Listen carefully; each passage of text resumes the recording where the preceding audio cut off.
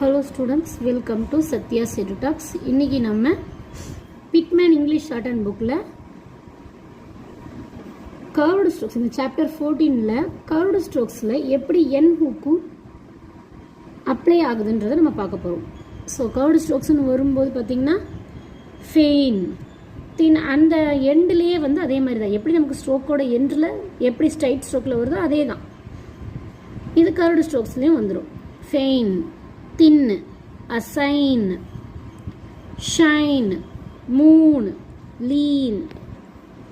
இப்போ F hook, எஃப்னு சொல்லலாம், வீன்னு சொல்லலாம். இது வந்து ஸ்ட்ரைட் ஸ்ட்ரோக்ஸ்க்கு எப்படி வருது, அது ரைட் சைடில் ஸ்ட்ரோக்கோட எண்டில் வருது.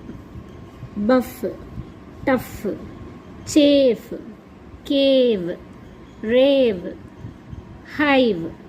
இந்த சேனல் உங்களுக்கு பிடிச்சிருந்தா லைக் பண்ணுங்கள், ஷேர் பண்ணுங்கள், கமெண்ட் பண்ணுங்கள், சப்ஸ்கிரைப் பண்ணுங்கள். தேங்க்யூ.